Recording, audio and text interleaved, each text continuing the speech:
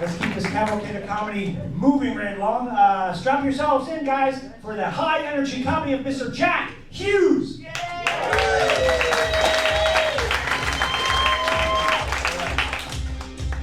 Who here has worked fast food? Let me rephrase that. Who here has worked fast food and actually liked it? Yeah, Carl's Jr. was rough. How bad was it? Well, it was like being trapped in a coffin with a corpse that wasn't yours. Yeah, there's a lot of dark themes coming up, which is perfect for 2021. To start, I had to do the interview twice, which really says a lot when the voice telling you that you forgot something is not yours. Also, my manager was really controlling it, and not in a good way. He didn't like it when his employees would ask for a schedule. During work, you have to use something called a POS system, or as I like to call it, the piece of shit system, because my genius mind decided to click on chicken nuggets one day. Most people would expect to see 6, 10, and 20. We had an option for only one of them. It's not even the worst thing about food, though. I mean, I noticed the fries are always cold, so when I snooped and regretted, I realized because the deep fryer was so black, Stephen Hawking couldn't even write a thesis on it before he died. Speaking of discoloration and disgusting, there was the chance that I happened to find a moldy sauce packet under one of the appliances we had. And like a normal person, I threw it away, but my manager didn't like that very much.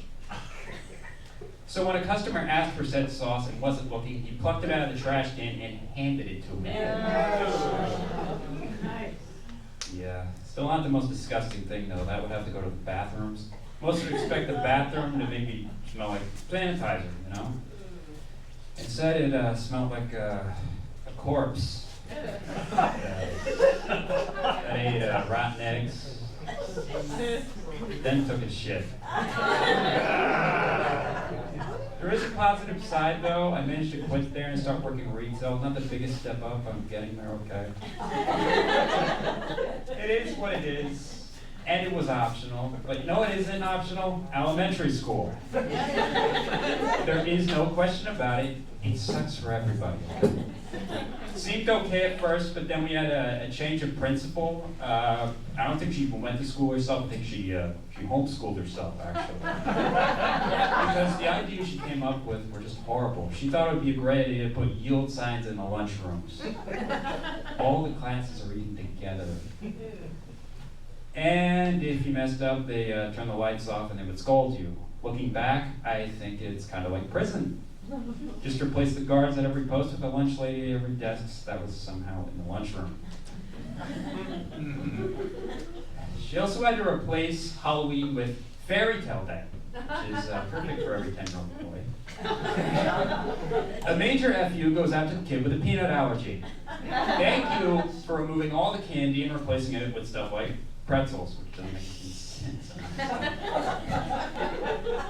But it doesn't really compare to the end of the year rewards or games. I remember in second grade, we played a game called Telephone, which is, the rules are simple. There's a line of kids, somebody that could draw would be in the back, somebody that had to guess would be in the front, and when all kids are drawing on your back, you have to guess in 3 attempts or the game ends. So, as a demonstration,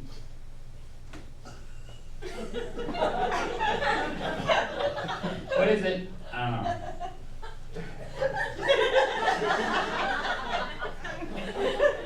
What is it? I don't know.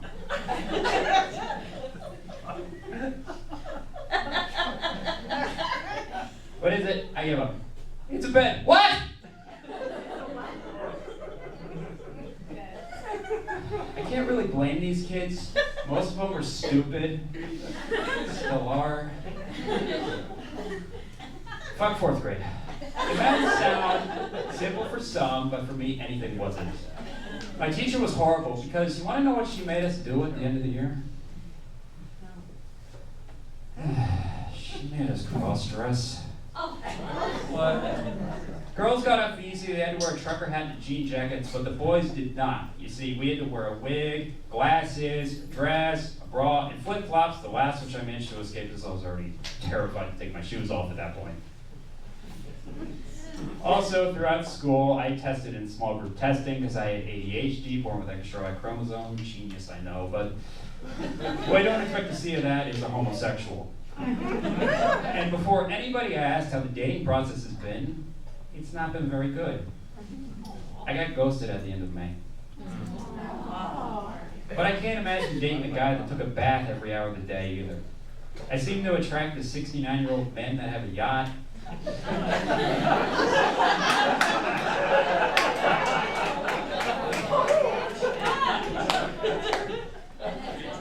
But the weirdest encounter on Grindr, I would say, is when a man tried to convince me that Ralph Waldo Emerson himself said, you know, in retrospective, pizza grease makes for terrible lube.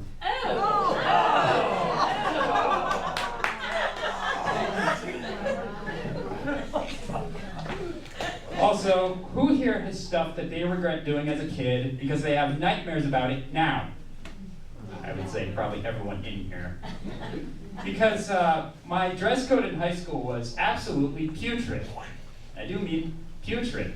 I had a blazer, a vest, combat boots that were broken that had a piece of flex tape on them, jeans that only got washed once a month, and of course, a fucking fedora.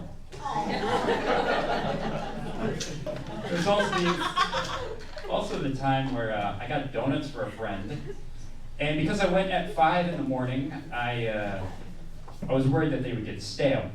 So my genius mind thought, hey, why don't you stick them in the freezer?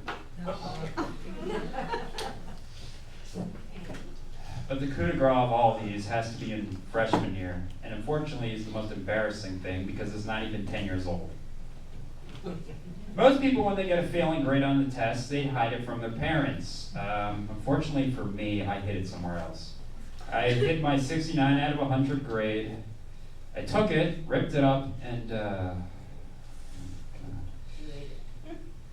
I jammed it in my ear.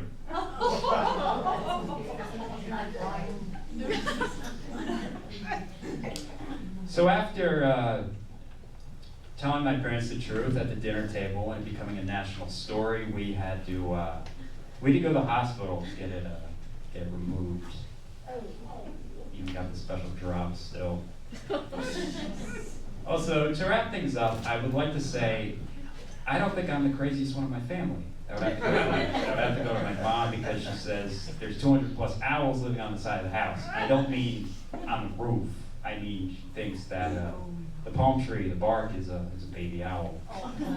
Despite the fact the bird expert we hired didn't find shit, and everyone in the house thinks you're crazy, I think we can all admit something right now.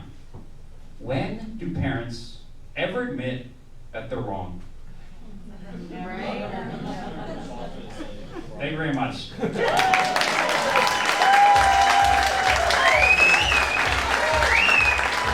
Jack Hughes, folks, Jack Hughes.